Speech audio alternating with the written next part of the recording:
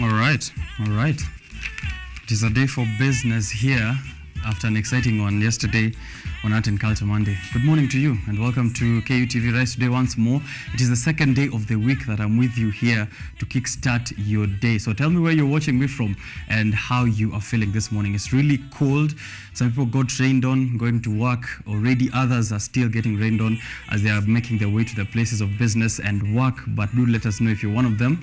We'd like to give you a shout out and a warm welcome to the show. This is Biashara Tuesday. Please interact with us on all social platforms. We'll be looking at that kind of feedback as well on the live stream. So anyone else also you'd like to tune into the show, give them a shout out in the comment section. I'll be looking at that in a while. In who owns what? Today, that's the conversation we're going to try and have here on the show from very different angles, beginning with two William Rutos who made the headlines yesterday. First off is President William Ruto and the Kenyans who joined him, plus other national and county leaders in a tree planting exercise yesterday that happened all across the country. This is in efforts to mitigate the effects of climate change. Kenyans were happy, leaders were happy from all sides of the divide, from the government to the opposition, including Raila Amolo Odinga, who participated in that tree planting exercise over in Homa Bay County, lauding the efforts by the government, of course, and also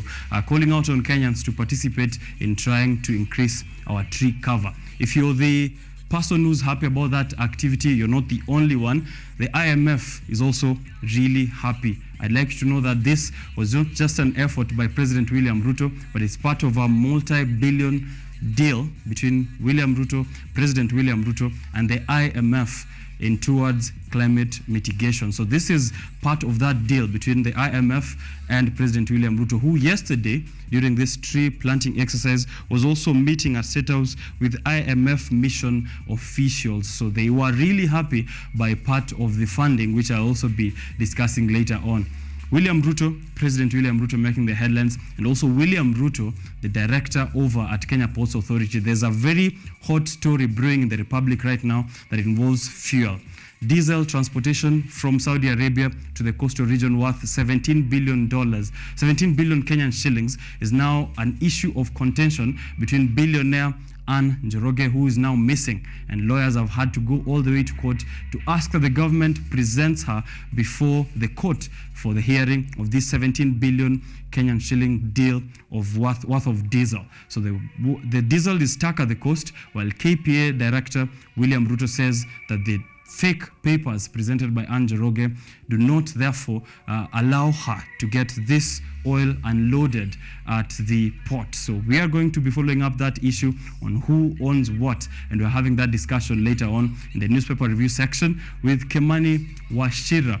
We're also having a discussion on migration with the New South Institute, who have been before here on the show. We've discussed the migration trends between Kenya and other republics all over Africa, and also now this morning having a look at another research paper which they have published looking at those trends. Migration is very key in Africa in terms of movement of people, skills, and also remittances. This has been quite a phenomenon since 2020. We've had a lot of migration in between African countries, but also Africa is a net migration zone, which means more Africans are leaving the continent onto other regions than other regions sending people back into Africa. So what does this inform us? Because there are many reasons in why people migrate from one country to another, be it education opportunities, work opportunities, even environmental degradation being one of them. But the most important reason that people keep moving or migrating is economic reasons. So what economic benefits can we realize from this migration, and how can we create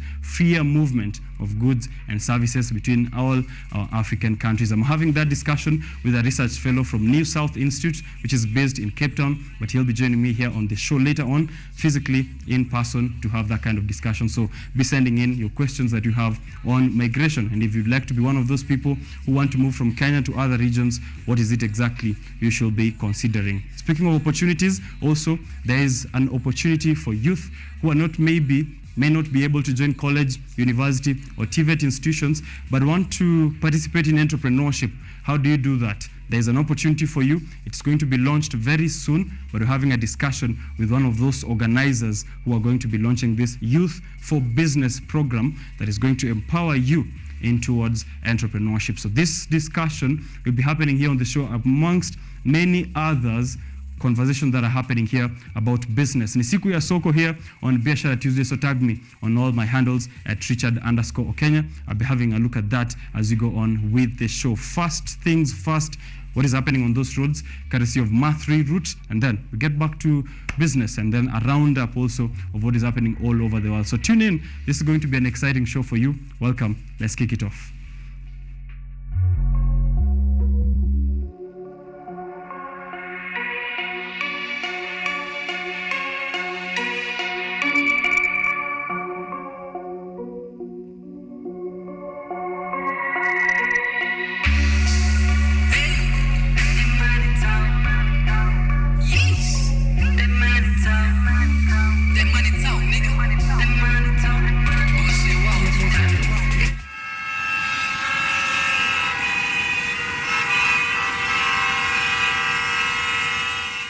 Remember to continue tagging us at KUTV Kenya, at Richard_OKENYE. Leave your comment and feedback as well. Be looking at that as we go on with the show. We're giving you a shout out all in every single hour. So make sure you are really leaving us a comment. Heavy traffic.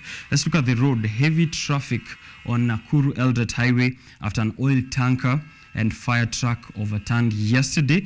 This fire truck was going to rescue the oil tanker which overturned, and then it also ended up overturning, and it's caused a lot of heavy traffic on this route since yesterday. So if you're approaching that kind of, or that side of the Republic, the Rift Valley region, going to Nakuru and Eldoret, please be aware of what is happening over there. Nairobians wanasema tunanyeshewa, and they want leaking matatus banned from the roads. So there are matatus operating, especially routes za kwenda Kileleshwa. Here Mr. Alex is saying tunanyeshewa sana, and they are leaking into our seats. They're leaking into the matatus. So make sure that they're banned. They're asking for all the relevant authorities to take a look at that.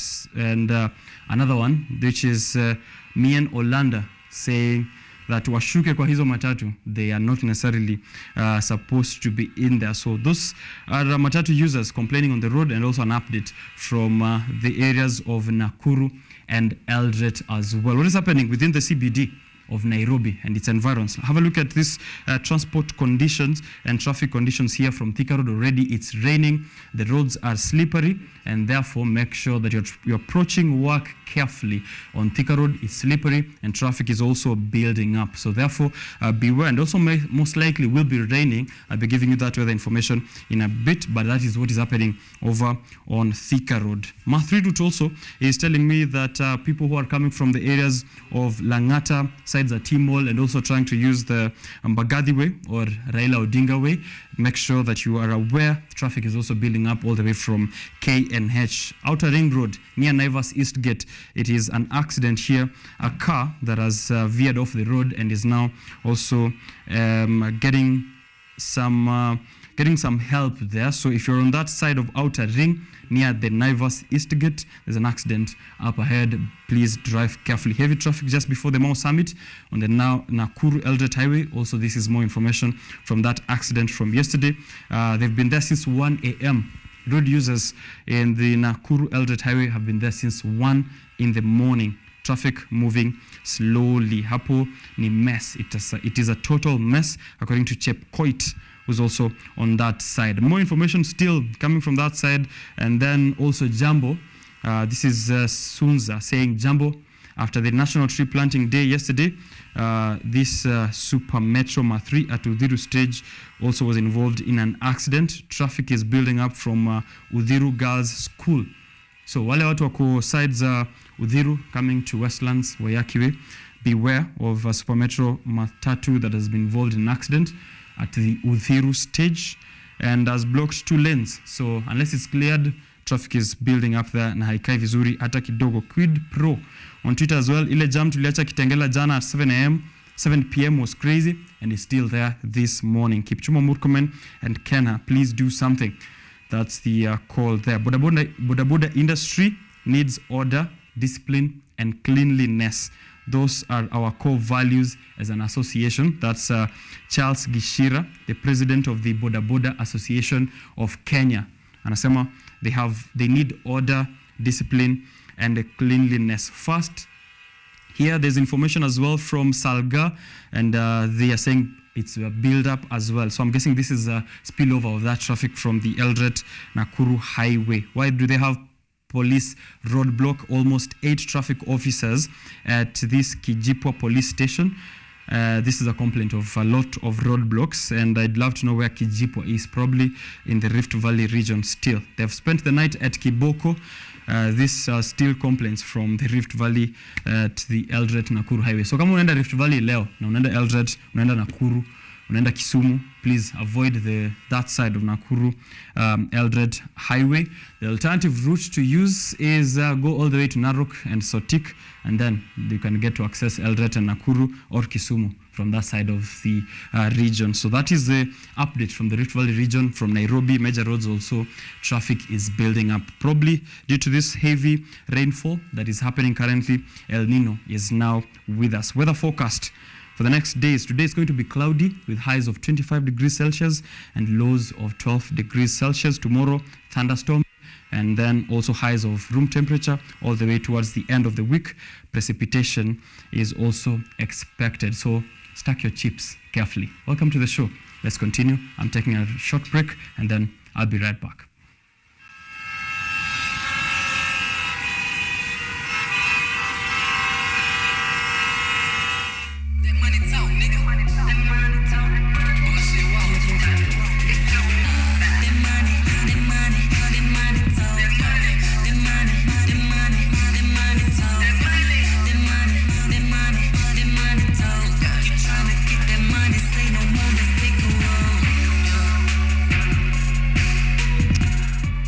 Right, an analysis of the trends and patterns of immigration in Africa. Before on this show, we've had interviews with the New South Institute. Early on with Alan Hash, who is also program director over there. One of the papers that he published recently, and that is going to be also preceding what we're discussing here on the show, it was the framing of a study of African migration governance reform.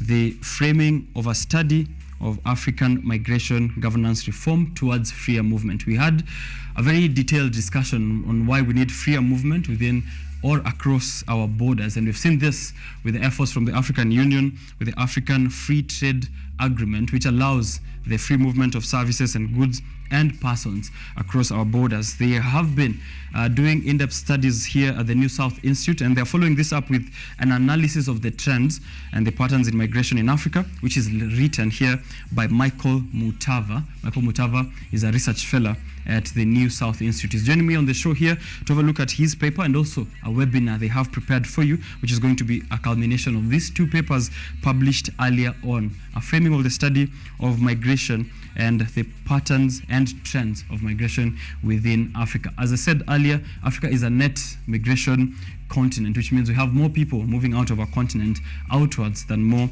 coming in. We have more remittances coming in than we are pushing outwards. However, within our borders, what more can we do, and what kind of economic benefits can we realize from that? In 2020 alone, 20.4 million people migrated within Africa, and this is not only from abroad into the continent, but also between African countries. This is a huge number compared to earlier in the 1990s to 2000s, where it was just a mere 6 million people. So what informs this kind of movement at the moment, and what benefits, as I said earlier on, can we realize from that? Speaking of benefits, youth empowerment is also a discussion we're having here, as I said earlier on, and I've invited over Anthony Kiguta. He is the youth empowerment champion and also a tech innovator. They're launching Youth for Biz, which is going to be a platform for you to also participate. If you want to get into entrepreneurship and would love to know how do you benefit from this, there's going to be an opportunity for you to win also scholarships to join this kind of program. So tune in for that conversation as we also prepare for the newspaper discussion later on. We're breaking down the headlines. I have with me already the Business Daily. I have the Standard here. I have the Daily Nation here with me. So grab yourself a copy of the dailies this morning, and then we'll be joining you in a bit. Let me grab a cup of water, and then I'll join you in a short while. Don't go too far.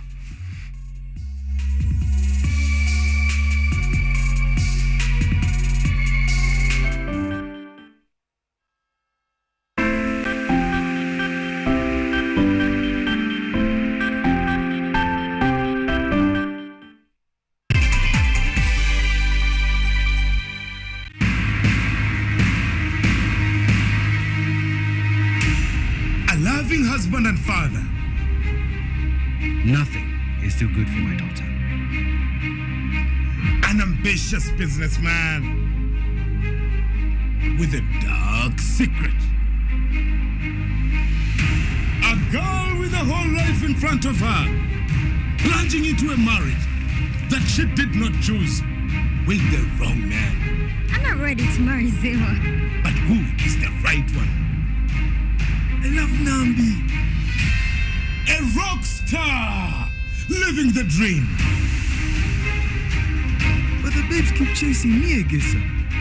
It ain't easy being famous, especially with so many glamorous women around. A woman hell-bent on revenge. He will pay. Seductive, dangerous. She is a predator. Everybody needs it. Everybody wants it. They will do anything to get it. Love and wealth.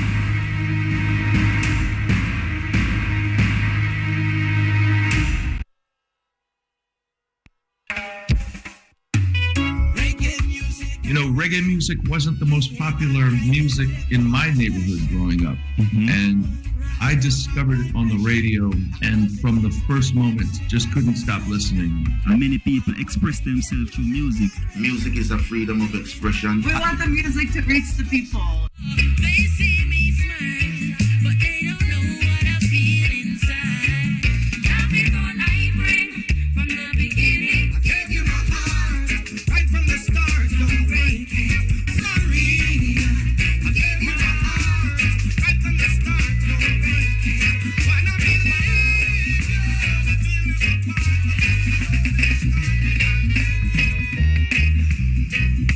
I'm an African. So when you are sad and you listen to this song makes you happy, feel encouraged. The song gives you hope for a bright future. I'm an African. Message the world. All talent, there's always room for improvement. To have faith. We can be lazy and wait until it's over, or work hard and, try to be ready whenever there is something to do. We can just be on point. So we need to join hands and realize that together we can achieve. For John so loved this world now, he gave his only begotten Son. Whosoever will believeth in him should not perish but live. God did not send his Son to come free, condemn this world, but through him this world might be saved. Oh my children, give me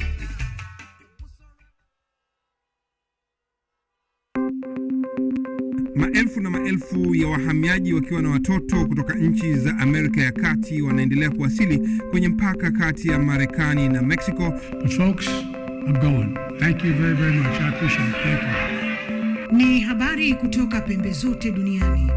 People pass vuguvugu. People pass ni idea. Tazidi ananyonya, hanyonyi vizuri, anakuwa hayuko comfortable. Jeshi la Jamhuri ya Kidemokrasia ya Kongo linapambana na waasi wa ADF.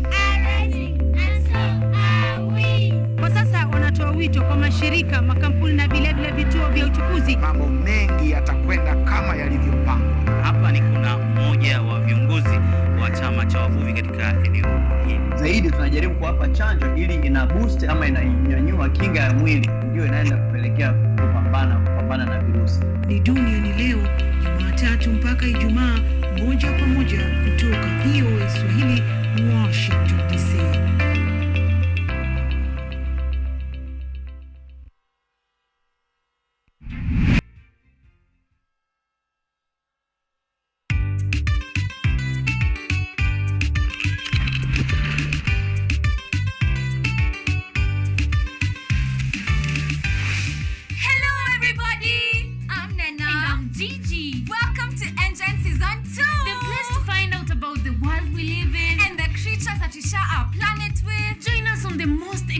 Adventures across the African continent. See breathtaking wildlife, stunning landscapes, and out of this world technology.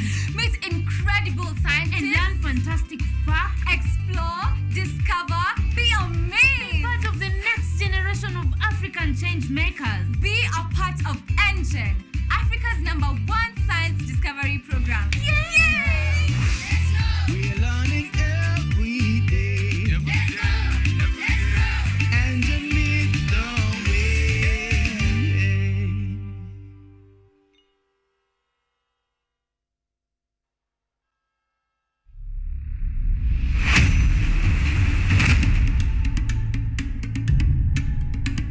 Kipindi hewani ni mitindo ya kipwani. Kama ilivyo kipindi hiki kinahusu nyimbo za taarab, chakacha, midwara, midundiko, bila kusahau mapishi.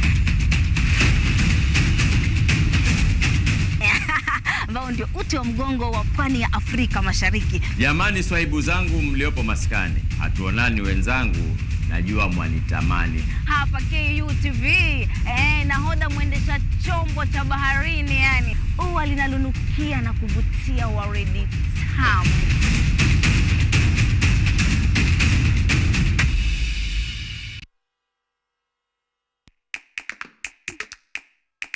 Baada ya kutafuta kazi, tunaweza kuanzisha miradi yetu ambayo ingetusaidia kubadilisha maisha ya wazazi wetu. Kwa vijana wenzangu, wengi hawana kazi, lakini ikiwa sisi wenyewe tutajiamini, tunaweza kujiajiri wenyewe. Afrika kwa kweli tuna mahitaji ambayo ukiyasuluhisha unaweza kuathiri watu kwenye bara hili bila uoga. Watu huwa na uzalishaji zaidi, wanajawa na ujasiri, wanakuwa wabunifu na wanakuwa wenye maarifa. Niliamua kuacha kazi, hata kama sitafanikiwa, nitakuwa nimejaribu, nitakuwa najua haiwezekani. Hakuna kitu cha ajabu hapa. Kila anayepata ufanisi hufanya kazi usiku na mchana. Kitu kitakusukuma na kuwezesha kupata maarifa ambayo hukuwa nayo. Tunajaribu kutengeneza kitu kitakachopita mipaka ya nchi hii. Ikiwa unataka kubadilisha ulimwengu, anza na nyumbani.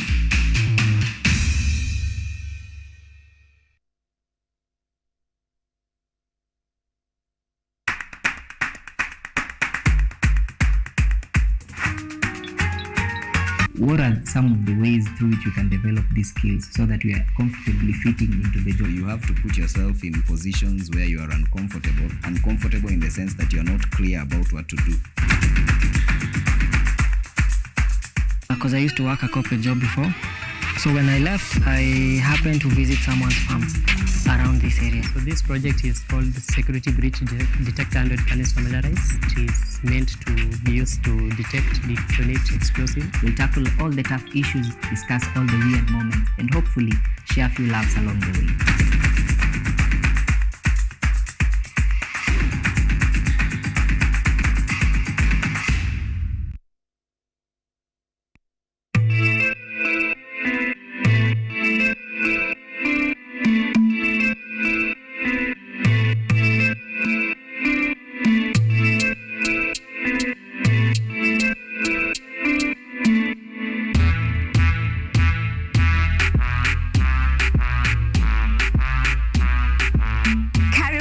To the Church O'Clock Show. I'm your host, Esther Becky. And my name is DJ Tero. We start you off with a word of prayer and get you started with a live transformational worship experience.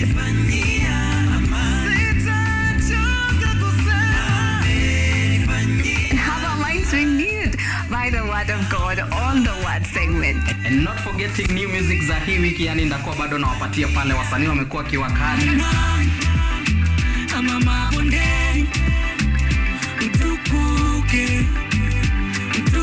So make sure manzo tune in because zitakuwa zina flow pia pale mixes kwa wingi, yani zitakuwa zina come through, and pia performance yani from our gospel artist hapa on Gospel Art from 7 to 10 a.m. only on KUTV.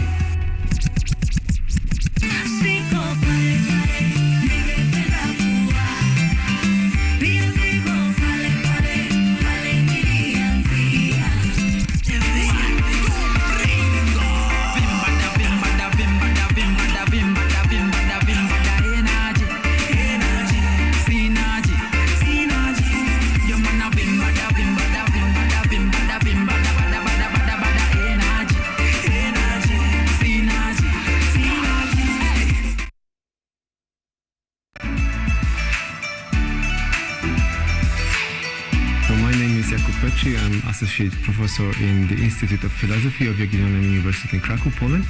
And I'm the main coordinator of the Cafe project, which is being here hosted by Kenyatta University. My name is Ewa Hudoba. I am a project manager in this consortium.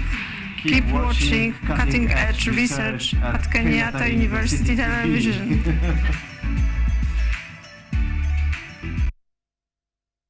A social creature, and their one-way form of connection is through relationships. This line of the three is to ensure that a child who is in need of care and protection, a vulnerable child, or a child who has been abandoned, has a place that they can call home.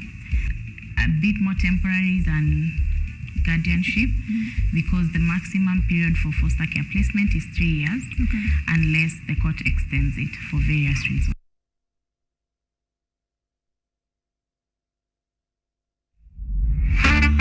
Fashionistas, get ready to level up your style game.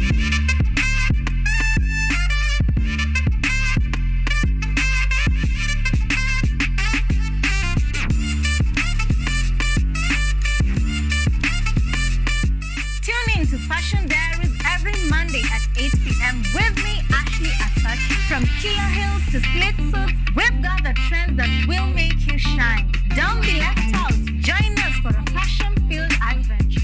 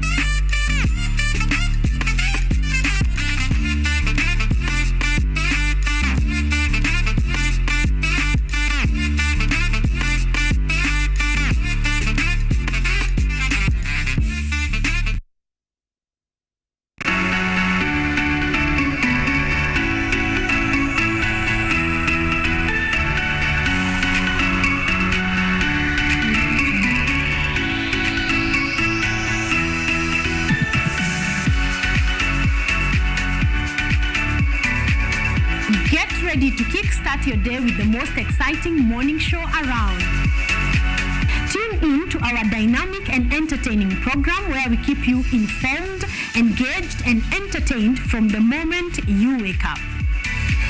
From breaking news and current events to music,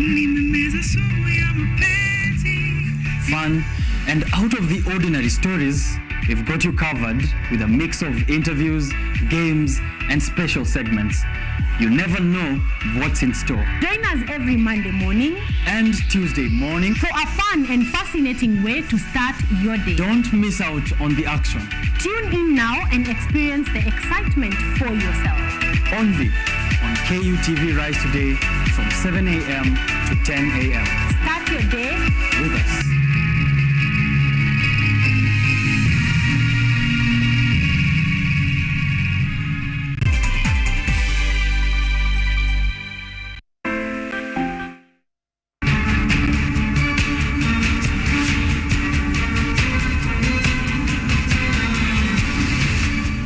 Right, Biashara Tuesday is right back on air. Thank you for keeping it here and not going far off from us. We are checking your feedback as well on all social platforms. Boniface Otieno, Honorable Emmanuel Wafula, Bobby Odhiambo, Victor Omondi, Mamu Jilo are tuned in to the show. Continue sending in your feedback.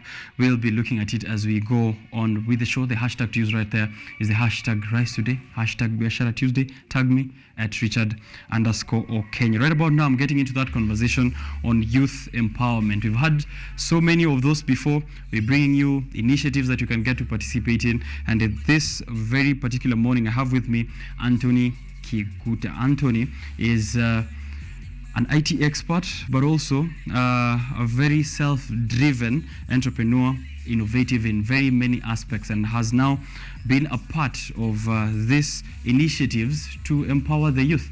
The latest of which is Youth for Biz.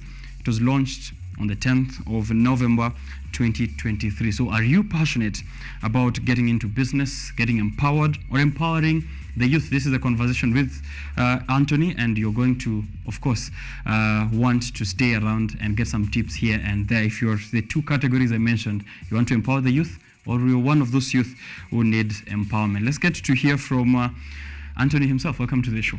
Thank you so much for having me. Right. Yes, I'm grateful. I'm grateful to have you here as well. Please introduce yourself in all your capacities, and then we can get to know more about you, more about Youth for Biz, and also Gifted Hands as well. Thank you so much for having me. My name is Anthony Kiguta. I'm a youth empowerment champion and also a tech innovator. All right. Yes. All right. You are a tech innovator. Could you let us know more a bit about that? Yes. So I'm an IT professional, and I have a company called Ziprof Technologies that is focusing on providing technical solutions to businesses, more so in the line of automations and also even their digital marketing aspect. Okay. So we have various solutions that are things to do with websites, mobile applications, USSD, those integrations, basically in that line. All right. Yes. And you also have Gifted Hands Youth Empowerment Initiative. Is also tech or business? No, that's not tech. That is an NGO that is focusing on empowering the youth. Our main objective is alleviating poverty and also promoting education among the youth in Kenya. All right. Yeah, so that is the registered body that we are working with, and we have various initiatives that are all geared towards empowering the youth. Right. Yes. Poverty and education. These are really important to the youth, aren't they? Sure. Very, very, very important because we are living at times where we really need to be empowered, both pocket-wise, if I put it that way, and also knowledge-wise, so that even you can prepare with for what is ahead of us, and also come up with better solutions compared to what we have currently. So the aspect of innovation doesn't stop. So we need to be empowered with knowledge to continue bringing out solutions within the community. Right. When I see Gifted Hands, it means it's more of handy skills, or what are the kind of activities that you look at and Gifted Hands? As I mentioned, it's driving several initiatives, but we are more focusing on this youth. What can they do with their hands to empower themselves, both financially and also even to the society? So that's where the aspect of the hands came in, but now it's a broader platform that we are using to have other initiatives. When we speak about empowerment continuously, even on this show, we have a case where it's an issue that's dismissed, right? There's probably not many of youth who think that such empowerment initiatives are relevant or useful to them. What do you think could be some of these challenges that get us in this situation where empowerment is not a conversation that the youth want to have? There is an aspect from the youth themselves where they feel, okay, from the little knowledge they are getting online, maybe through their socials, they feel, okay, I think I have it all. I think I have what I need. I already know what I need. But as we have also heard from the youths that we have on board, every day is a learning day. And each person is also learning, including yourself, even someone out there. Every day is a learning process. You cannot know it all. And then now in our platform, now we are able to tailor-make solutions or even those pieces of trainings which are very relevant to this particular youth. So I would encourage various organizations and also even the youth themselves to come to get into a space and also be objective towards training and being empowered. Yes. All right. By objective, it means you get in with a goal on what you need to achieve at the end. Yes, and be open-minded that there's also someone else who know much more than you do, and they have something they can impact in your life. Right. Yes. I would be accused of bias here, but I think the people who are most affected with that mindset of know-it-all is those who've gone to higher institutions of learning, right? You know, Yes. I've studied engineering, I've studied medicine, I've done this and that, I've gone to media school, and I feel like I already know it all, right? If it's empowerment in the mind, I've gone to school. If it's empowerment with skills, I feel like I have it. So maybe I am wallowing in my own despair, not knowing that I need more of this empowerment. What can education institutions do, such as the ones we are in, like Kenyatta University, to ensure that empowerment is also something that these youth are considering even in the academic journey? Well, one of the things that is happening that is so good within our education system is this adoption of the competency-based curriculum. And at the end of the trainings, even to that level of the tertiary education, what we are likely to experience moving forward is an aspect whereby when this person is coming out, is not just going with the theoretical knowledge that they have. There are those activities they may be involved in whereby they are tasked to go out and venture into something. Allow me to maybe share an example. Yes, sure. Within the training that we have, the Youth for Biz, we brought in people, the facilitators are people who are already doing businesses. And what happens, such a person is able even to teach you to be street smart. Being street smart is not something possibly you can learn in class or within an educational setup. Unless, of course, I don't want to assume everyone is not street smart when it comes to the facilitators, but such an exposure will give you another level and another advantage when you get to venturing into business or even trying to just earn a living. Yes. All right. Now you have Youth for Biz, which you've now aptly brought up there. Youth for Biz launched last Friday? Yes. Yes, Youth for Biz we launched last Friday. The objective of the Youth for Biz, we are focusing on sponsoring youth between 18 to 25 years, those who have cleared their high school and they have not been able to join their college or university, or basically what you would call the tertiary education, for various reasons, mainly the main one being their financial capacity. So we are focusing on those youths. We have a pilot that is already ongoing. We have on board 40 youths who are already being trained, who are in the program, and they are through with the first phase of the training. So it's a training that will be done, we'll be having intakes quarterly, and we hope to have another intake by maybe early February, once the current cohort is through. All right. It's quite a transformative initiative here. You said 18 to 25 years who've cleared high school and are unable to join college for an entrepreneurship, life, and technical skills training program. What kind of technical skills are there in the program?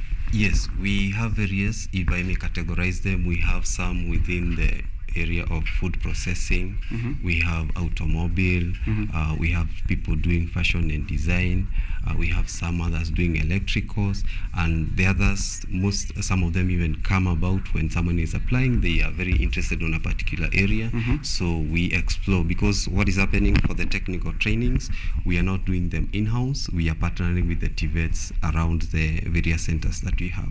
So we identify a certain TVET, and this applicant had applied on, videography, something like that. We are able to identify a TVET that can be able to train them on that training course. Okay. Is there post-training support as well? Yes. Once we are through, we are structured in 3 phases. Allow me to just take you through quite fast. Sure. The first phase, we are doing entrepreneurship and soft skill training. That one we are doing it in-house. We have our own facilitators. We are taking them through that course. That one is taking around 3 months. After the 3 months, now we forward them to the TVET institutions. We have partnered with some of them, and now we forward the students there for a those short courses of 3 to 6 months, after which now we enter into the last phase, which is incubation and what many may term as attachments. So they go out, they get that hands-on experience in a business environment, after which now we empower them to get into their own businesses. We encourage them now to get into their own business. Remember when they were doing the entrepreneurship, they are even coming up with the ideas. They were helped in formulating business plans. Now after the technical training, we now enter into the phase of helping them build their own businesses. I like the soft skills part, Yes. Especially because it comes at the beginning. Yes, So you yes. have these communication skills and all the other soft skills. I'm sure that will be relevant to an entrepreneur before you get into the training, and then of course eventually launch. Does mentorship play a part in this, and at what point? Mentorship comes in mainly when we get to the level of they are through with the training. We now position them at a place where they are able to be mentored. If someone who is interested in becoming a mechanic, we now link them to someone who can mentor them in that path. While they are being mentored, they are also working in that environment.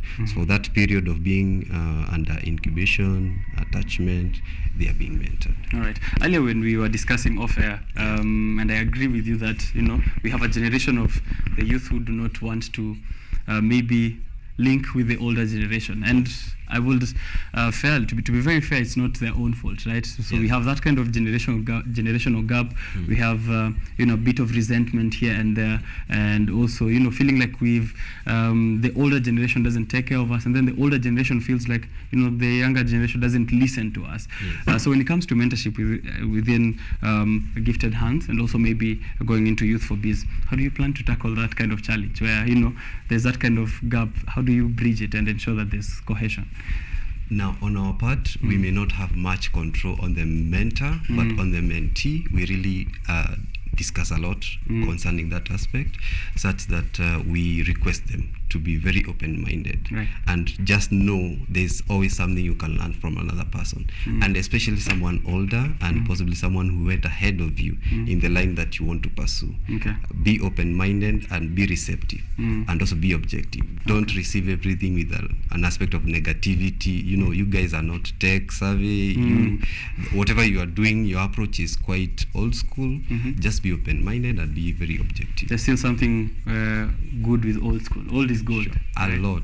There's a lot of experience those guys or rather the elder generation come with, and they can have a greater impact in your life, and there's a lot you can learn from them. Right. When someone gets to a level of skill that you have, and maybe are thinking of empowerment, they'd probably go, let me empower myself, right? Let me just empower myself. Wengine wajipange. Why did you decide that this is something necessary to pass on to other people as well?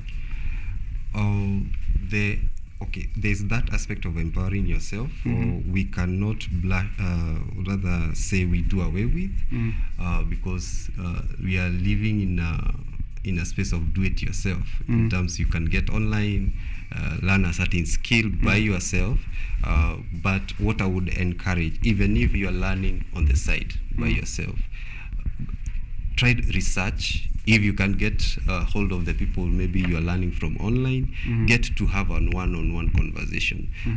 Look for those avenues that you can get to these other people who are ahead of you, people who are learning more, or rather who are already doing it. When I started in tech, if I may take you back, I started as a self-trained developer. I didn't go to school right away. I got somewhere, looked for online videos, got to those YouTube channels, and I learned a lot.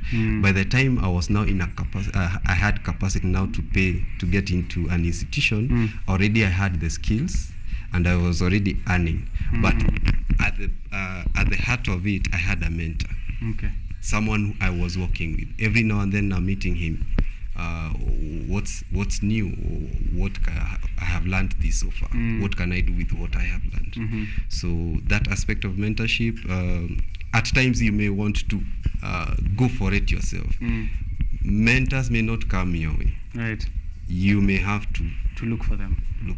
Okay. It's not necessarily good to walk the journey alone. I think it's important to also have that kind of support system, especially into an unpredictable space of entrepreneurship and trying to venture out for yourself. It's important to have people who are already ventured into the industry. Where is Youth for Bees going to be centered at? Is it in the countrywide, or is it in Nairobi? We are licensed to operate within 5 counties. Okay. We have Nairobi, we have Nakuru, we have Mombasa, we have Kisumu, and we have Eldoret. Yes, and we also had an additional one for Kiambu.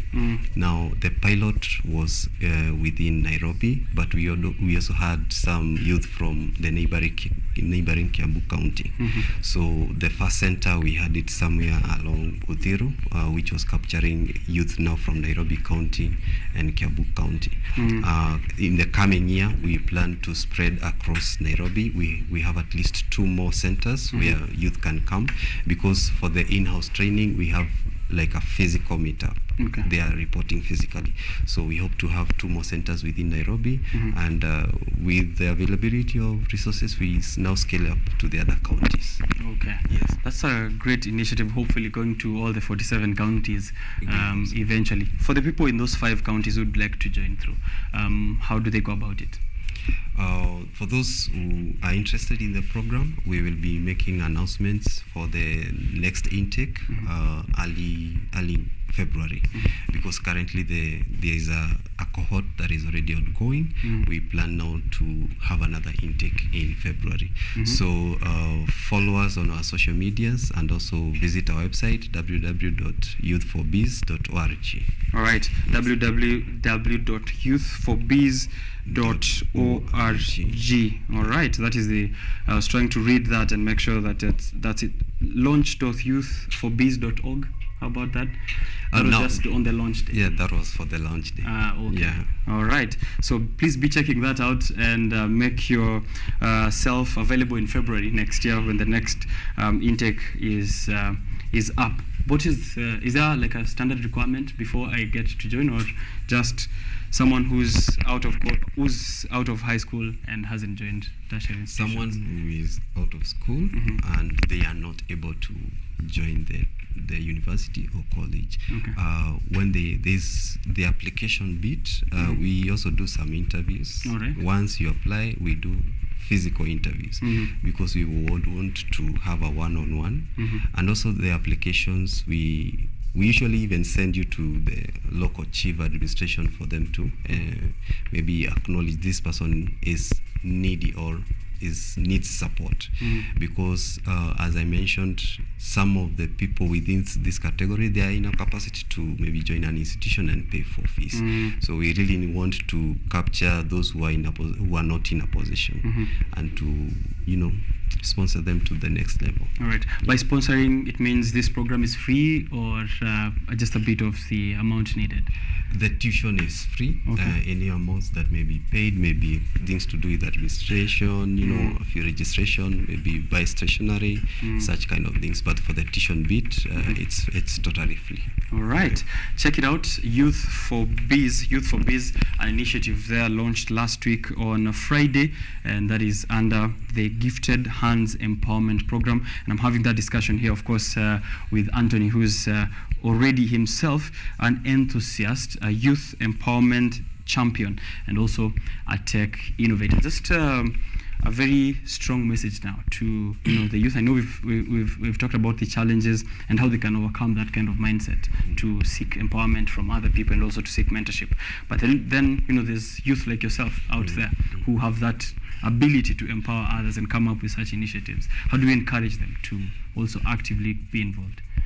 I would encourage the youth out there, if you get an opportunity to be empowered, please jump in.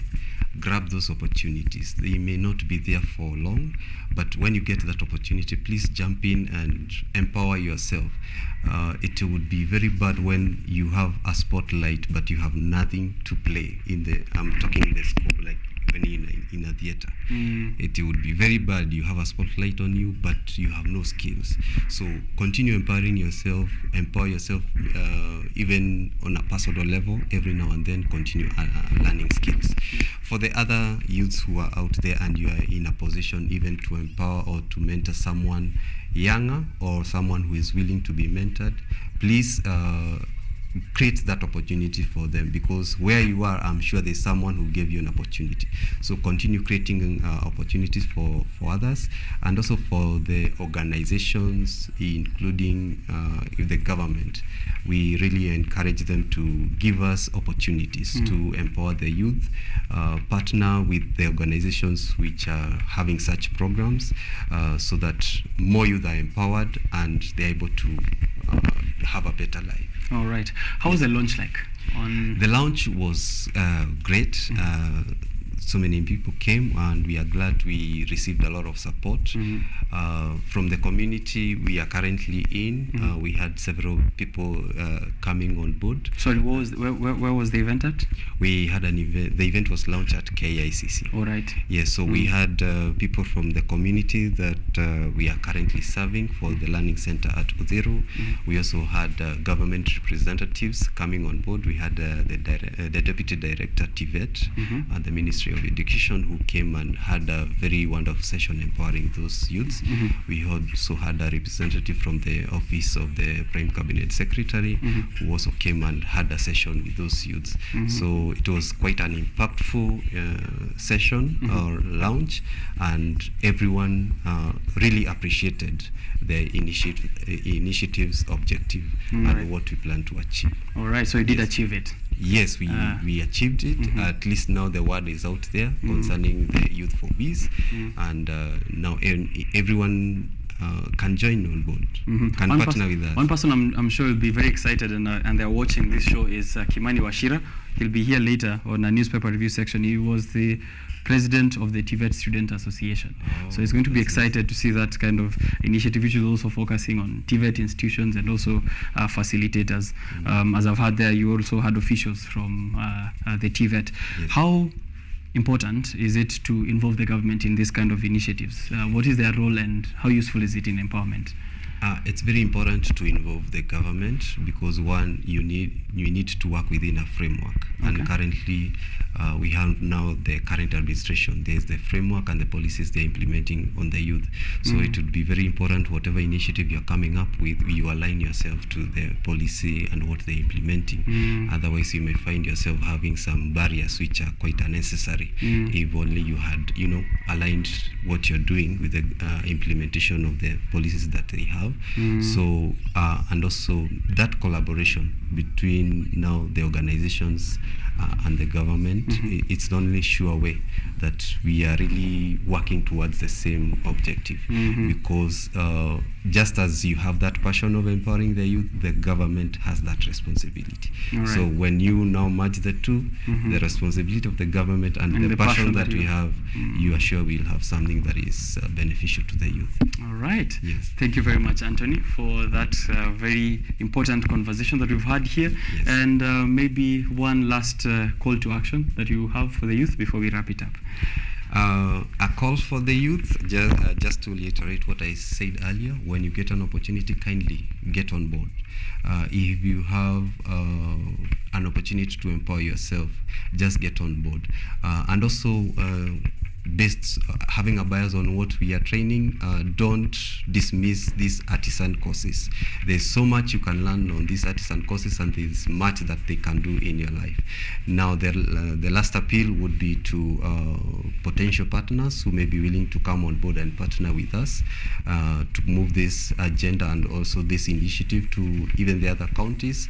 We welcome you on board. You can contact us through our website or through our social medias. Thank you so much. All right. What are the social medias in which you would like the ones who need to participate to reach out through? We have Facebook, we have Twitter. Those are the main ones. They are all at Youth for Biz. All right. At Youth for Biz. At Youth for Biz. So you're open to collaborations and also anyone else who wants to invest in one way or another. Yes, very much welcome. Okay, thank you very much. That is Anthony Kiguta, Youth for Biz, and also Gifted Hands Empowerment Initiative, having a conversation on youth empowerment. Very relevant for you if you have someone at home who might not be able, because we know the tough economic times that we are going through at the moment, might not be able to join college, might not be able to join university, or even do something for themselves. This is a chance for them to be empowered with artisan skills and other entrepreneurship and soft skills which are necessary in navigating these tough conditions and tough economic times that we find ourselves in. Thank you very much, Anthony, for the time. Thank you so much for having me. All right. Coming up next is a conversation from the New South Institute, and it's going to be on the movement, migration within Africa. What are the economic implications of this, and exactly what will we realize in the next few years when the volumes of people migrating between country to country in Africa is going to even shoot way more than what the figures already have here in the beginning of this decade. Don't go too far. Biashara Tuesday. We'll be right back.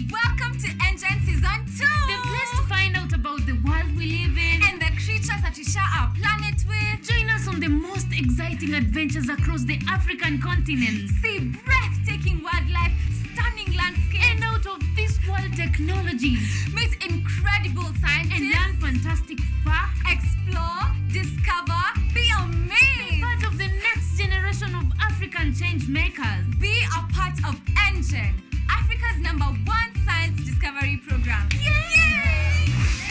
We're learning every day. ENGEN leads the way.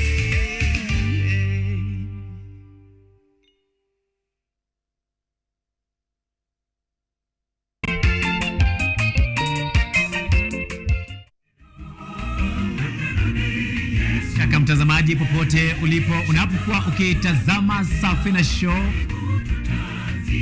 inang'oa nanga sasa hivi. Ungana nami Albanas Mwania, nahodha wa Safina Show, nikutoe ng'ambo ya pili hadi ufuoni.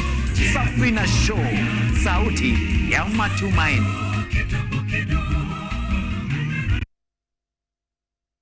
Technology, science, innovation, ICT and research. These are the ingredients upon which the solutions to the 21st century problems are founded. In a world that is rapidly changing, it's all hands on deck to ensure a balance in all fields of life.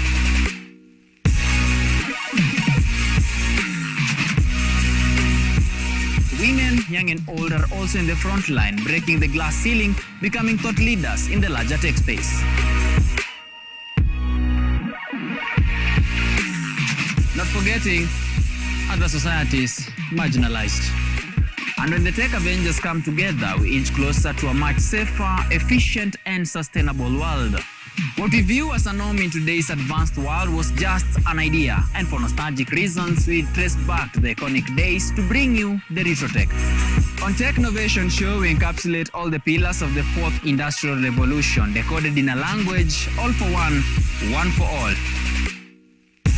Every Monday at 8:30 as we push the mantra, keep learning something new each and every day. Only on KUTV, a new experience.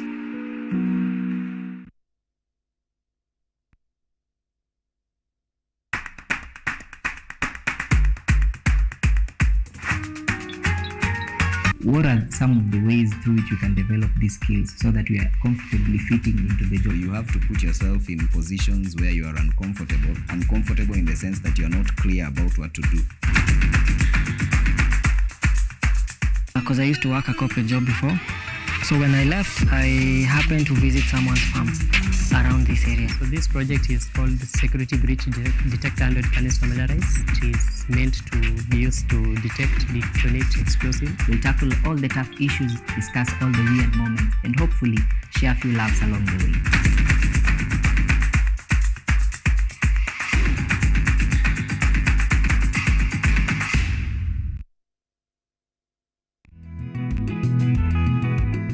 Kutoka kuwa jamii ya kuhamahama na sasa kujumuisha kilimo katika mitindo yao ya maisha. Kwenye toleo la kaunti ya Narok, hii ni Boresha Kilimo, kwani afya bora ni kilimo bora. Kwani kilimo ndicho huboresha maisha.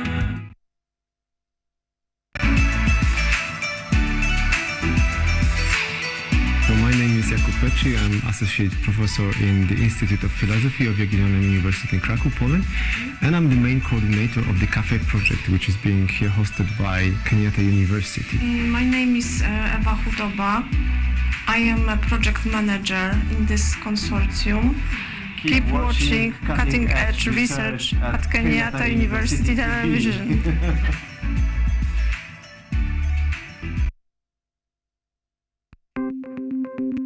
Maelfu na maelfu ya wahamiaji wakiwa na watoto kutoka nchi za Amerika ya Kati wanaendelea kuwasili kwenye mpaka kati ya Marekani na Mexico. But folks, I'm going. Thank you very, very much. I appreciate it. Thank you. Ni habari kutoka pembe zote duniani. People pass vuguvugu. People pass ni idea. Sazidi ananyonya, hanyonyi vizuri, anakuwa hayuko comfortable. Jeshi la Jamhuri ya Kidemokrasia ya Kongo linapambana na waasi wa ADF. Kwa sasa wanatoa wito kwa mashirika, makampuni na vile vituo vya uchukuzi. Mambo mengi yatakwenda kama yalivyopangwa. Hapa ni kuna mmoja wa viongozi wa chama cha wavuvi katika eneo hili. Zaidi tunajaribu kuwapa chanjo ili ina boost ama inanyanyua kinga ya mwili, ndio inaenda kupelekea kupambana na virusi. Ni duniani leo, Jumatatu mpaka Ijumaa, moja kwa moja kutoka VOA Swahili, Washington DC.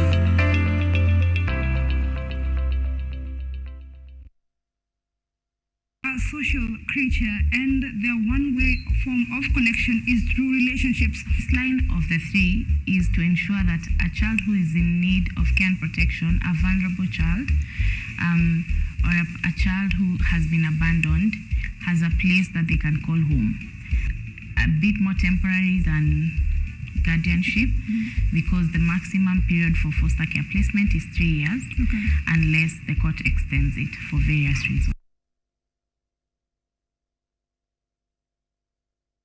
Hello everyone, this is the new chapter of Let's Be Fit. I'll be host DiCaplo. I'm here to give you various workouts. I'll be having different trainers. We'll have Zumba classes, we'll have aerobics classes, we'll have box exercise, we'll have kata box, just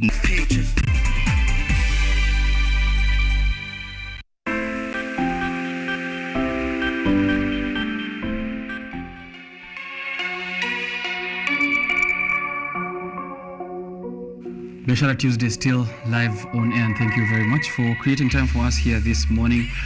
See here Geoffrey Ombogo watching all the way from Ruiru, as well sending me a message. Esther Wanjiru watching from the CBB inside Tomboya. How are you watching that? I hope not on your phone while you're in the streets, but thank you for creating time. Jessie Leslie as well. All these are WhatsApp messages, but please send them through on Twitter as well, and on Instagram at KUTV Kenya, at Richard_OKENYE. I see also Ngwata Ian saying that youth leader Honorable Kimani Washira once said, when a bird builds its nest, it lines it with the feathers of other birds. when a bird builds its nest, it lines it with the feathers of other birds. That's all he has to say this morning. Ngwata Ian, thank you for joining through on the show and also giving us that bit of quote from Kimani Wachira. Kimani Wachira is now finally being called honorable. He's the president emeritus of the TVET Students Association. We've had a newspaper review here with him, and we'll be having another one as well. Just a few minutes ago, we spoke empowerment, youth empowerment, with Anthony Kiguta, who's a youth empowerment champion and also has an initiative of his own, Gifted Hands Empowerment, and with it has launched the latest project, which is Youth for Biz. Youth for Biz is for those who are not able to join tertiary institutions. We all are aware of the new funding model in higher institutions of learning. As of the moment, it's really hard for a huge segment of the youth out there to make it to these institutions. But with this solution, if you're a young person between 18 to 25 years and would like to get entrepreneurship skills, artisan skills, and also be linked with industry leaders and also businesses and job opportunities, Youth for Biz is going to be the one for you. So check it out on social platforms, Youth for Biz. Send them a message. The next cohort is going to be in February of 2024, but in the meantime, you can be following through with the activities that are lined up all the way there. Coming up next is going to be Michael Mutava Mulei. He's an applied economist with experience in trade, capital markets, and regional integration. He's here in the capacity and on behalf of the New South Institute. We've had conversations with them majorly on migration. Here this morning, we're going to continue that conversation, also basing it on a paper by Michael Mutava Mulei, who's, of course, the research fellow at New South Institute, an analysis of trends and patterns in migration in Africa. That's the conversation that's coming up, so don't go too far. After that, we're going to also have the newspaper review section. I have with them here a lot more exciting things happening on Biashara Tuesday. Don't go too far.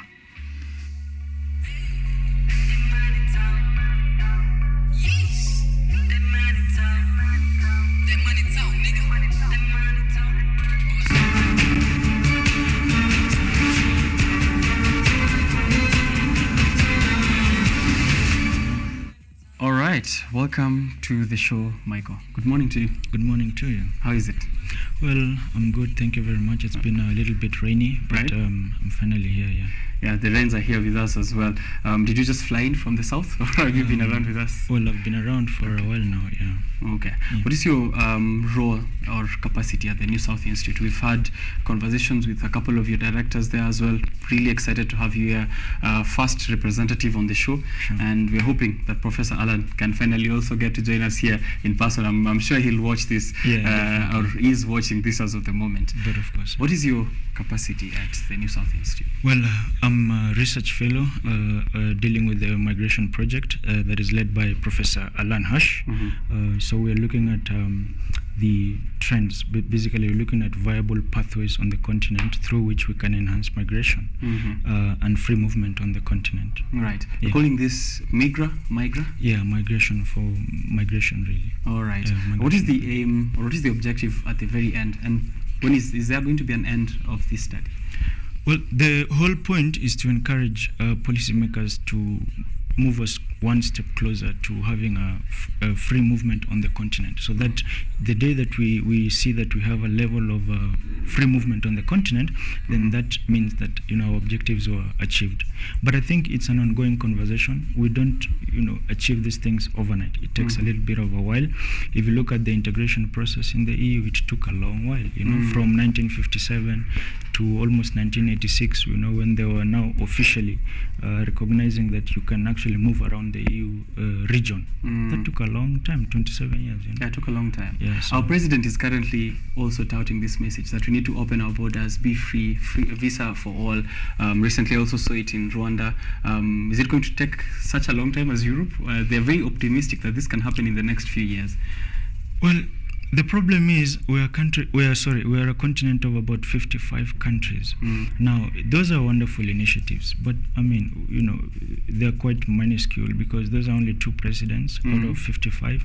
It's a step in the right direction, but it's quite, a small step. We need bigger interventions and we need bigger movements.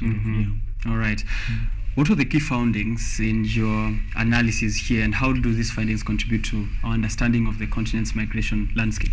So I was looking at we were looking at the trends basically. So just to see how are people moving on the continent, and we did this by dividing the continent into regions. We have the EAC; those are the known or the major sort of regional communities. The EAC, East African Community, SADC, and then ECOWAS. You know.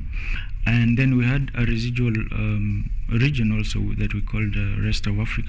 Okay. So as we noticed, a lot of movement is intra-region. That's within, for example, just moving within EAC, within SADC, within ECOWAS, and ECOWAS, of course, is leading in that respect. And then we have a little bit of movement between regions, for example, between EAC and SADC, just a little bit, moderately, but a lot of it is within regions, and for very good reasons, because they know each other, their cultural ties, these are people that speak the same languages, for example, in SADC. Even here in EAC, we speak Swahili. So there's enough reason to see why it happens within region. However, we have some, bilateral movement, between sort of agreements between two countries, Kenya, South Africa, that kind of thing. We also have South Africa and Ghana, that kind of thing, you see. But a lot of movement is within regions. Are the main drivers of this kind of movement mainly economic, or is it conflict-based? Well, the main drivers of migration in Africa is economic. Conflict is there. One of the objectives of our paper was to bust myths. There is a lot of misinformation, misconception. That we have a lot of movement, perhaps outside, exodus of people outside the continent, or we have a lot of wars and that kind of thing. But that's not necessarily true. Economic reasons are the primary reasons why people move around. And then I should also mention, when we speak about this moving, it is quite low compared to the global average. The migrant density in Africa is about 1.8% compared to the global of 3.6. And now if you look at Northern Africa and look at the Europe, those guys are above 10%. So we do not have a lot of migration, compared to the outside world. So, part of our paper was really trying to bust myths. There's a lot of, we're experiencing a lot of migrants, we're experiencing a lot of pressure on this and that. Yeah, well, that's not the case entirely. All right. Still, though, the report mentions that Africa's population has grown significantly since 1990. How does this population growth relate to the increase in the number of migrants in Africa and maybe workers, as highlighted in the report? Well, there's been a significant increase in the population of Africa. The reason why we're looking at that statistic is there has been a less growth on the migrant density, or also on the population of migrants. But if you look at the globe, there has been less growth in population, but more growth in terms of migrants. In Africa, we've had a significant increase in population, but the migrants haven't increased that much. We need to stop looking at migration as malaria, as a pandemic. Migration is the norm. It's not the exception. It's a normal process. This is a normal societal process. It will never stop. It's not about to stop. It has been happening. So we need to have that mentality that this is a normal process. It has been happening. It will continue happening. Except that in Africa, it has happened at a quite slower pace. All right. Yeah, and we would just like to have it a bit accelerate. Probably the policymakers can assist us to move in that direction. Right. I like that you've been in the New South Institute based in South Africa and also in Kenya. So this next question is going to be very relevant, right? So there's complexities still in migration. You said it's the norm, not the exception. But the complexities cannot be brushed off, right? So we have issues of social cohesion. So maybe Kenyans feeling like these are foreigners who are coming to do this and that. And there's other complexities such as reciprocation of the terms. So we are giving you visa free to come through, but you're not giving us visa free to come through to that side. What specific policy recommendations do you think will be proposed, or the New South Institute is proposing, to ensure that we're having safety, orderliness, and also mutual benefit in this kind of migration? In terms of safety, I would like to say that one of the biggest myths that governments, especially because we want governments to sort of move towards freer movement in Africa, but one of the biggest myths that we find with government officials is that they think free movement of people means free. Okay. That free movement means porous borders, sort of, or free movement means an open window, and you can just move in and out as you like.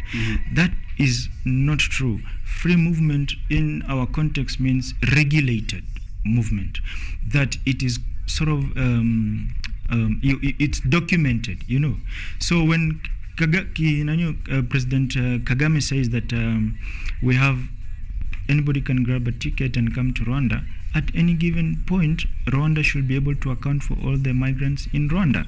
So as you're getting in through the border, you are documented. The only problem is, or the only benefit I think will be that you do not face a lot of hurdles as you do now. Let's say I have to apply for a visa before I go. Let's say I have to pay some fees. Let's say I am denied a visa, But as you get in through Kenya, you are documented, So the case, for example, of you're going to allow in insurgents, perhaps. If insurgents can get in a country in the dispensation of the free movement era, then they can still get in that country even in the current dispensation. Why? Because the whole point is documentation. We could still have free movement, but you're using what we call sort of porous borders. You can still do them now, you can still do them at that time, you see. So the point is that we need to up our migration governance, have better documentation, have better systems to sort of record people, that kind of thing. So we need to track them properly. That is it. There's nothing more than that. Yeah. Right. Free does not mean free. Okay. Yeah. That's all right. Free does not mean free. And maybe let me stick on statistics at the moment. A study also mentioned here gaps and challenges in existing labor data. Maybe elaborate a bit on the challenges and potential solutions for this. Well, a lot of African countries have a challenge in collecting data. They do not even conduct censuses regularly or timely, in a timeous manner. And when they do, you find that they leave a lot of gaps. You might want, for example, to collect migration data, and then you discover that they do not probably drill down the data to probably the age, to the sex, to the gender, to the tribe where you come, that kind of thing. So it becomes a little bit vague. Some countries are doing much better, like I think Kenya, South Africa, they're doing much better. Countries like Mozambique and a couple of other countries, you find that there is a big challenge in data.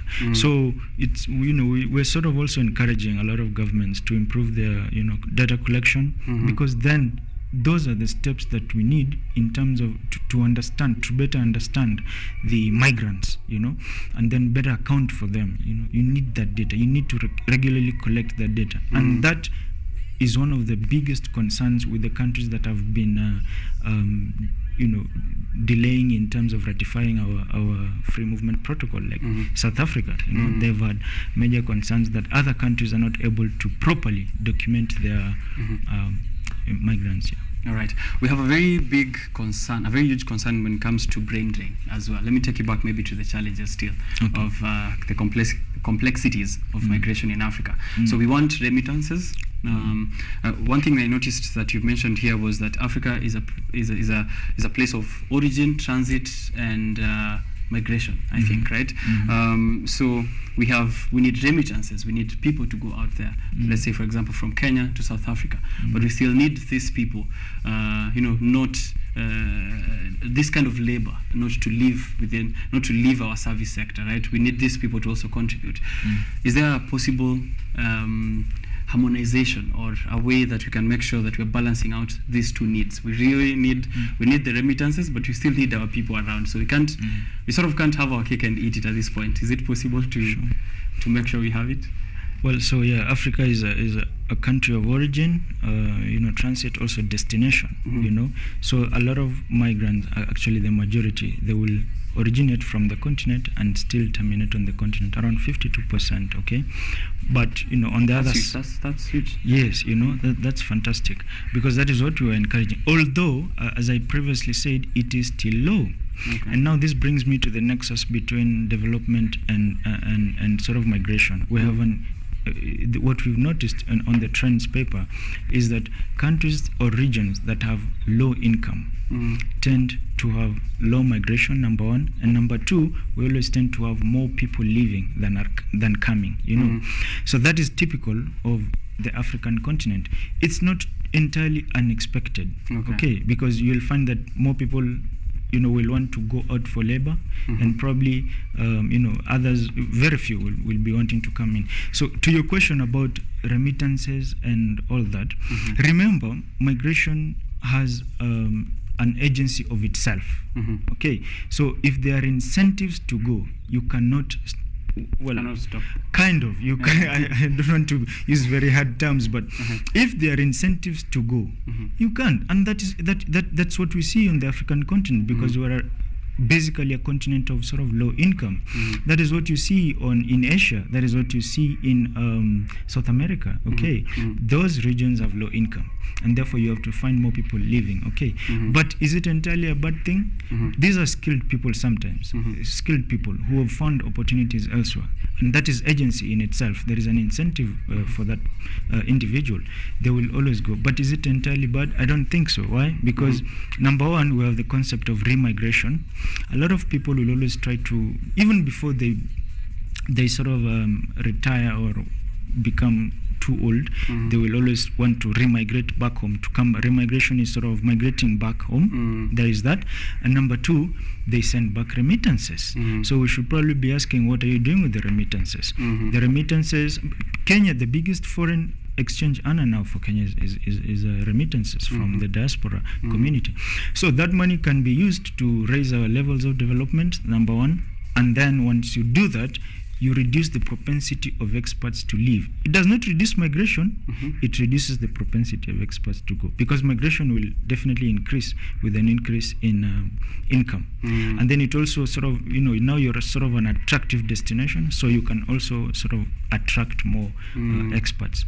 So that is one way to deal with it. But migration has an agency of itself. Okay. People, that's typical in Africa, in Asia, in South America, and it's not the case for North America, for Europe and the Americas, because they're high income areas. They just have more immigrants than immigrants. Okay. Yeah. The research indicates as well that 62% increase in international migrants hosted by African countries between 1990 to 2020. What factors have contributed to this rise, and how do you think this might influence maybe future demographic and economic trends in the continent? Well, international migrants have not been that much on the continent. That I will tell you because of one thing, because we are a low income region. Yeah, we are a low income region, so it can't be increasing. It must just be that we have more immigrants, so it's not increasing. The 62%, I think you're referring to the intra-Africa. The migrants that are coming to the African. Yeah, so that is just within the continent because of our communal ties, because of our common languages, commonalities, and our common heritages.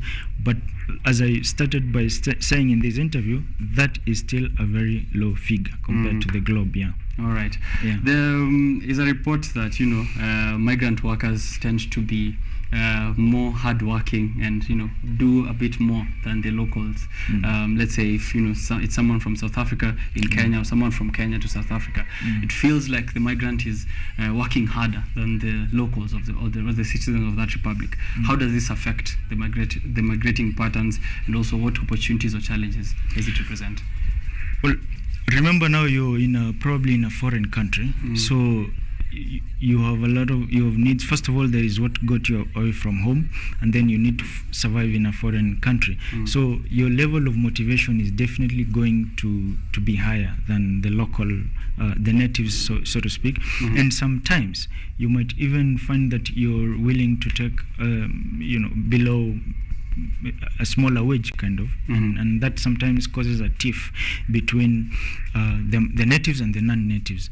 However, what is proposed is that migrants are encapsulated within the bigger framework of labor in a country. For example, give them benefits, give them their rights, and then so that they don't have to cut corners and maybe say they can take lower wages. Give them some rights. So the bigger problem we have in Africa, because we have not ratified the free movement protocol, you find that people who are not in their native countries and do not have maybe proper documentation tend to shy away, and because of that shying away, they cannot get conferred rights upon them, and then they just now start sort of creating an underground economy or an informal economy. And also brings issues in that gaps in labor data as well. Yeah, and a case in point, South America, how they have integrated, they just came up with with an agreement where all the within the region there were a couple of people who are not within their proper countries, but they just gave them rights for 2 years. For 2 years, just try and exist with proper rights, and then after that, they tried to relook at the migrants and look, do we need to give them permanent stay or not? Okay, so you see that works very well. Imagine you've stayed without rights for 2 years. And then they give you what to do. You can do this, you can be employed, you can go and work. You will sort yourself within those 2 years. And then after that, they look at you and they say, okay, fine, you're no longer an illegal migrant, now you have your rights. The same thing also we can speak about the European Union. Since 2004, we have had around 13 countries join the European Union. Just by the simple act of joining the European Union, all the illegal migrants that were not legal, they become regularized with one stroke of the pen, because now you've been conferred rights upon you. You can work, you have residency, you can own property. So I think that's there's benefits to really wanting to enjoy that greater free movement protocol. All right. You're hoping that that readers get to delve into the full report here, and in what ways then do you think policymakers, researchers, the general public even can do or engage in these recommendations that are in the report? Well, the idea of I think the biggest way we can have the public participating or contributing to the free movement debate is by understanding that by appreciating that policy. I'm trying to think of an economic term. It's called necessary but not sufficient condition. Okay, so there is something that can be necessary, but it is not sufficient. Politics is necessary but not sufficient. What is sufficient is the impetus from the community, impetus from the civil society, from the actors themselves, us the public. And I will give you examples. If you sign an agreement today, a bilateral agreement between Kenya and Gabon, you might not have a lot of people moving. But when you do sign an agreement, let's say between Kenya and South Africa, that agreement is driven not so much by the political actors, but by the activities on the ground. So that is where people now can use a different approach to grow free movement on the continent. For example, if you can have transnational companies, for example, if you look at Ethiopian Airlines, it is running Mozambique Air, it is running airlines in Malawi, in Nigeria. That is bringing people together because that is the impetus. The idea is to create some pressure on the political actors, and politics is necessary but not sufficient. So we need alternatives. Right. Yeah. Necessary but not sufficient. There's a webinar coming up as well. Sure. Please let us know about that. What is the expected discussions that are going to happen here? Well, we're going to have that webinar on the, I believe, 20th of this month. We're going to have Professor Hash presenting the first paper. I believe you interviewed him on that framing, the study. And then we have myself, I will be presenting on the trends paper. I will just highlight the trends and some of the implications. That will be on the 20th. And then we are going to have a few commentators as well. We have Diego, and we also have, I believe, a lady from the International Organization for Migration, Sion, IOM, in Nairobi. Okay, so the migration governance reform in Africa MIGRA is a research program of the New South Institute, a center of engaged thought on institutions and governance issues, and it's based in Johannesburg. They're going to be publishing a series of case studies for migration governance reform in Africa between now and the end of 2024. Two of those we've already discussed on this show by Professor Alan Hash, framing a study of African migration governance reform towards freer movement, and the next one here that's already on set live, an analysis of trends and patterns in migration in Africa, written by Michael Mutava, who's a consultant and research fellow at the New South Institute. Thank you very much for creating time for us this morning. Maybe just a last one, looking at these trends so far from a general outlook, to the trends and patterns so far since, I'm guessing, the 90s to this point. Do you see any change in how we've been moving, the percentages, it being more inter-African and less of, international migrants? Do you think there's going to be change, or do you feel maybe we're still going to stick with this, but with more policies? Looking at what the presidents have been doing recently, President Ruto, Kagame, a lot of bilateral agreements, there is a little bit of some hope that this process could be accelerated. And why this is important also that we accelerate it is because there is generally an anti-migrant sentiment in Europe, in America. Remember the other day, Italy, French, Germany, all of them, have created tougher anti-immigrant rules. They're having all those policies coming up that kind of don't want people going to their countries anymore. So I think if the presidents in Africa can wake up to that reality, there will be an acceleration towards having a freer movement on the continent. But again, there are also setbacks here and there.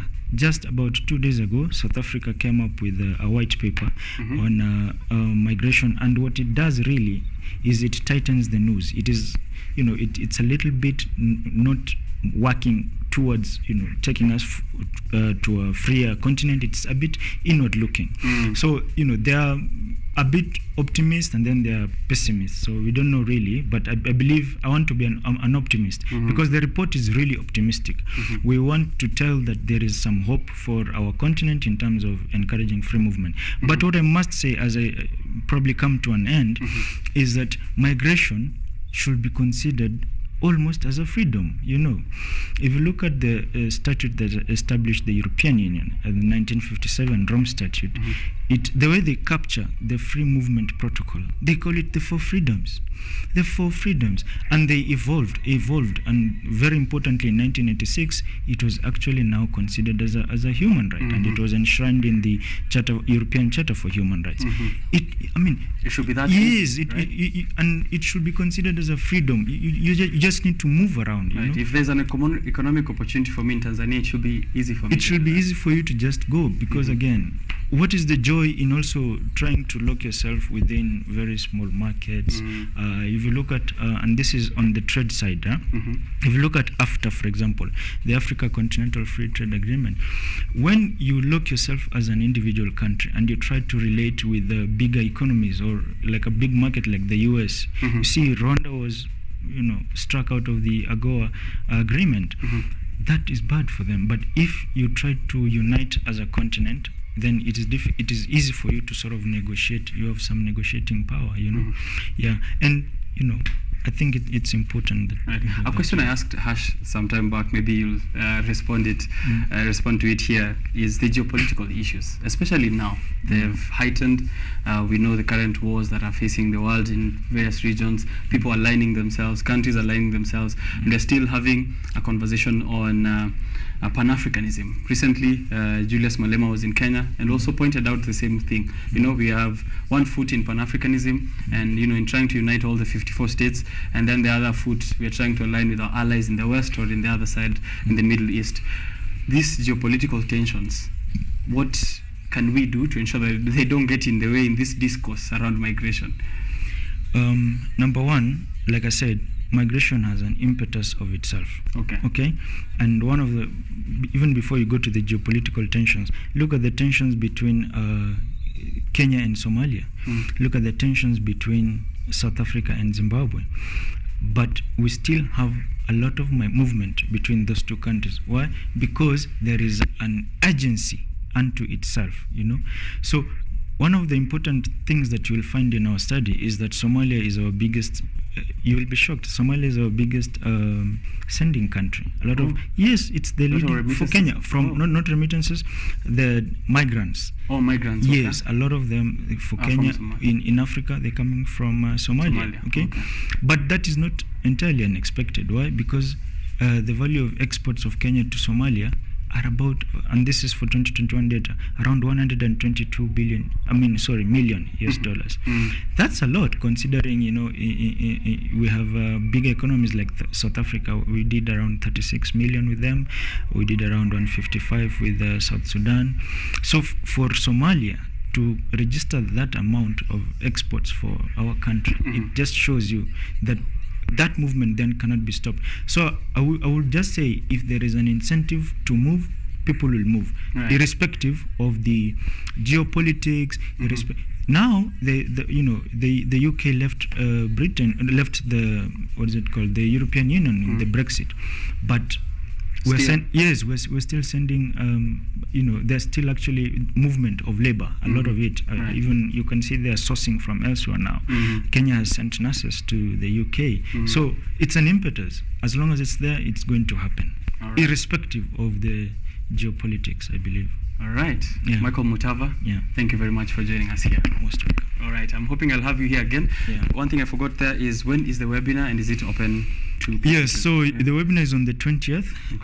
You can find the details on the New South Institute website, as well as the social media. You can just follow us on the social medias as well, and you'll find the registration details there. All right. Check out the website, nsi.org.za. nsi.org.za. That's the website to the New South Institute. A conversation we've had there with Michael Mutava Mulei on the movement of migrants, movement of goods, services, and people within Africa. And we're encouraging that freer movement, hopefully to be realized sooner than later. Sure. Thank you very much. Most welcome. Going for a short break. I'll be right back. The Daily Nation, the Business Daily. More business is happening all across the continent and also within our republic. Politics, also a conversation we're having on the show. Hashtag Biashara Tuesday. I'll be right back.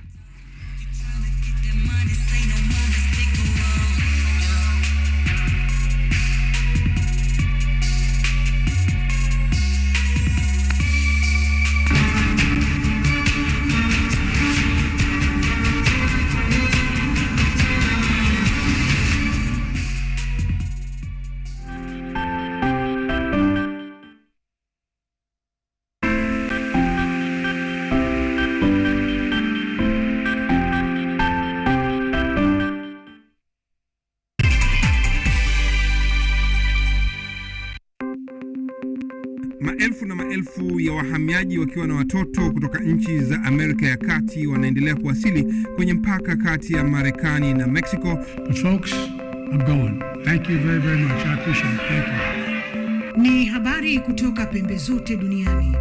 Pepo pasi vuguvugu. Pepo pa ni idea. Sazidi ananyonya, hanyonyi vizuri, anakuwa hayuko comfortable. Jeshi la Jamhuri ya Kidemokrasia ya Kongo linapambana na waasi wa ADF. Kwa sasa wanatoa wito kwa mashirika, makampuni na vile vituo vya uchukuzi. Mambo mengi yatakwenda kama yalivyopangwa. Hapa ni kuna mmoja wa viongozi wa chama cha wavuvi katika eneo hili. Zaidi tunajaribu kuwapa chanjo ili ina boost ama inanyanyua kinga ya mwili, ndio inaenda kupelekea kupambana na virusi. Ni dunia ni leo, Jumatatu mpaka Ijumaa, moja kwa moja kutoka VOA Swahili, Washington DC.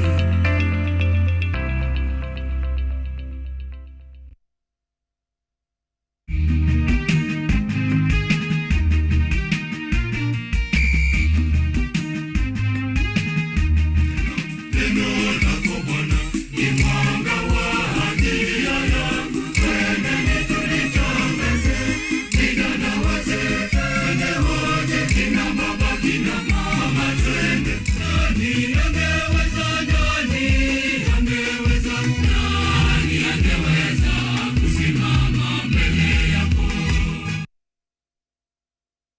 you an aspiring media practitioner, a graduate, or you just want to advance your skills in television production? Then welcome to Kenyatta University, where education meets innovation. KUTV, the premier university television station in Kenya, is now offering short courses in TV studio, field technical operations, and video editing.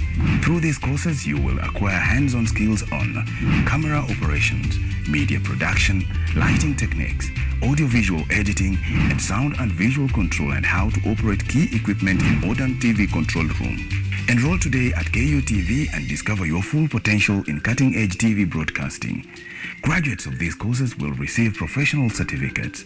For more information, visit our offices at KUTV Studios or call us on 020-870-4252 or 020-870-4255 or SMS us on 0739-110-544. KUTV, a new experience.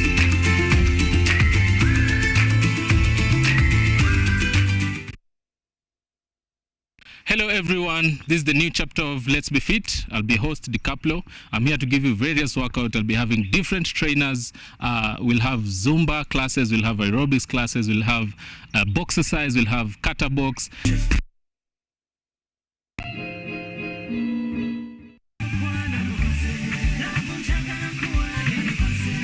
This year we have 3 theme areas: food security, nuclear energy, and then climate change. And it unites those who believe in the harmony of human prosperity, vibrant ecosystems, pristine oceans, and stable climate.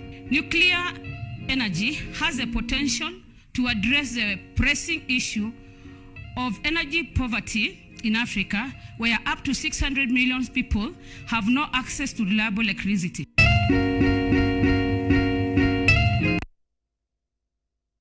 Technology, science, innovation, ICT, and research. These are the ingredients upon which the solutions to the 21st century problems are founded. In a world that is rapidly changing, it's all hands on deck to ensure a balance in all fields of life.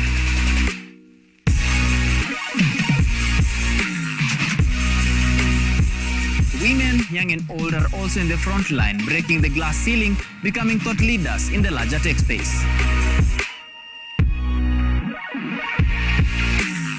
Not forgetting other societies marginalized. And when the tech Avengers come together, we inch closer to a much safer, efficient, and sustainable world. What we view as a norm in today's advanced world was just an idea, and for nostalgic reasons, we trace back to the iconic days to bring you the retro tech. On Technovation Show, we encapsulate all the pillars of the 4th Industrial Revolution, decoded in a language, all for one for all. Every Monday at 8:30 as we push the mantra, keep learning something new each and every day. Only on KUTV, a new experience.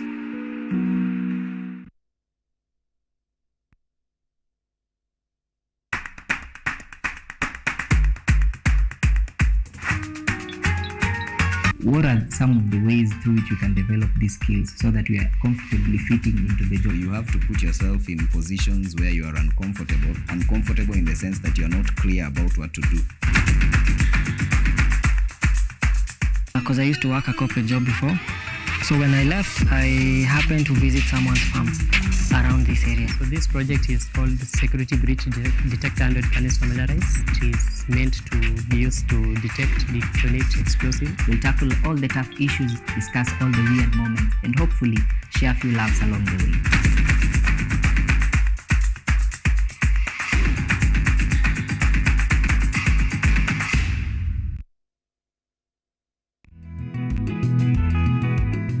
Kutoka kuwa jamii ya kuhamahama na sasa kujumuisha kilimo katika mitindo yao ya maisha.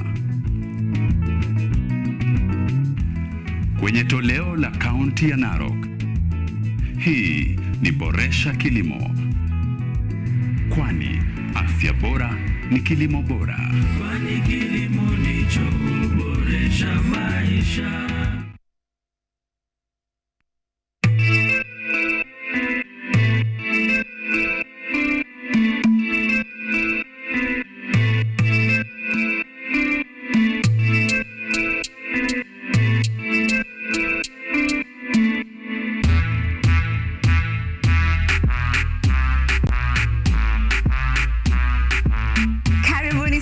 the Church O'Clock Show. I'm your host, Esther Becky. And my name is DJ Terrell. We start you off with a word of prayer and get you started with a live transformational worship experience. And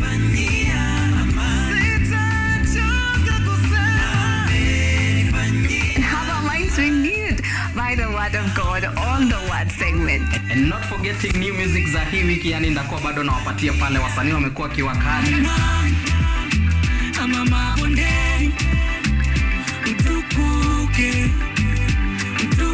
So make sure manzo tune in because zitakuwa zina flow pia pale mixes kwa wingi, yani zitakuwa zina come through, and pia performance yani from our gospel artist hapa on Gospel Art from 7 to 10 a.m. only on KUTV.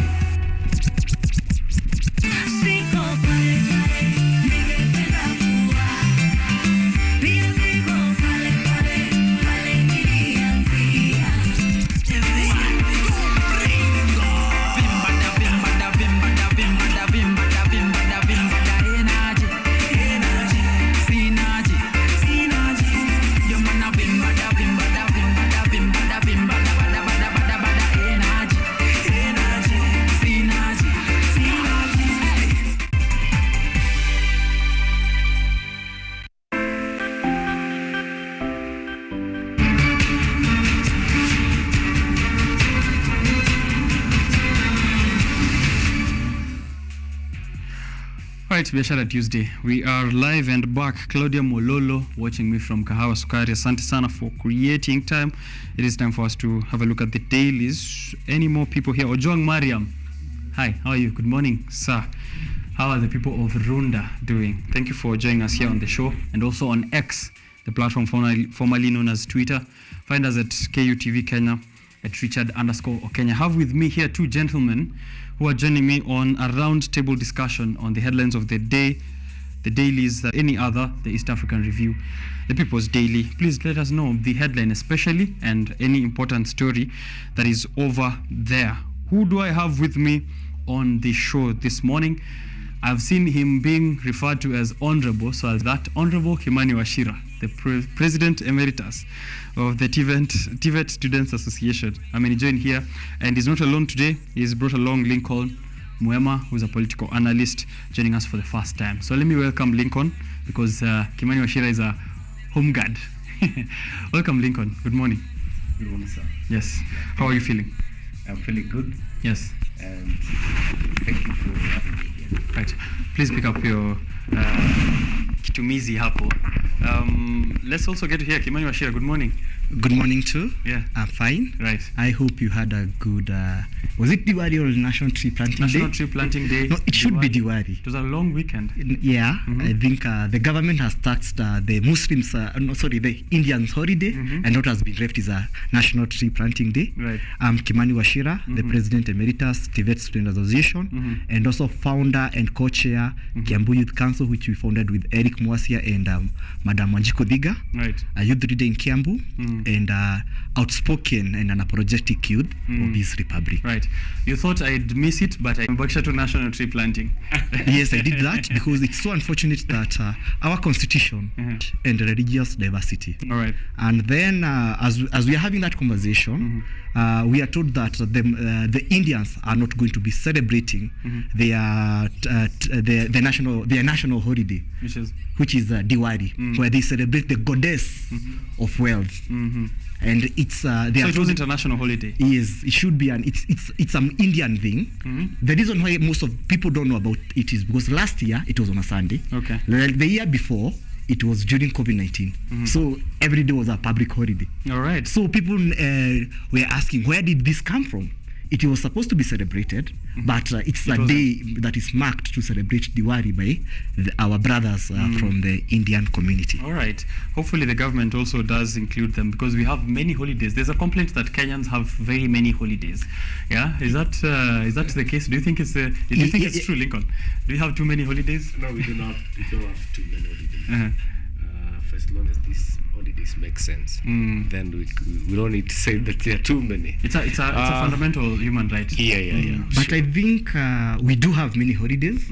What I will say is either we scrap this national tree planting holiday and rename it to Wangari Maathai Day. And then the 10th of October is either one of the two need to be scrapped. Right. But CS Kindiki is saying this is not going to be continuous holiday. So next year we're not expecting any national tree planting day. But remember, we are going to have Diwali that is marked. All right. And it will be a holiday. Okay. So I will suggest that the two are joined and we scrap off the was it Utamaduni or Huduma Day? Nobody knows. Nobody knows. Who knows?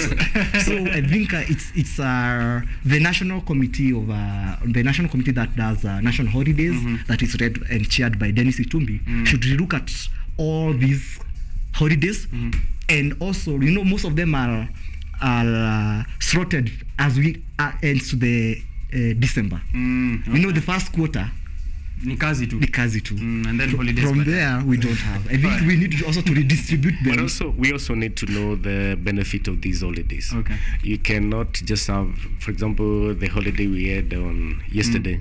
That was a very unique holiday, and for the climate and everything, that was so beneficial to everyone. Right. But now the Diwali and the other things, I think we also need to go deeper and know exactly what impact they have in our lives and in our economy. But so it needs to be a relevant holiday. So we don't want irrelevant holidays. Yeah, right. Yeah. Gentlemen, while we are still on holidays, before we get into the details of the papers, on this coming Sunday, it's going to be International Men's Day / World Toilet Day. Which one are you celebrating?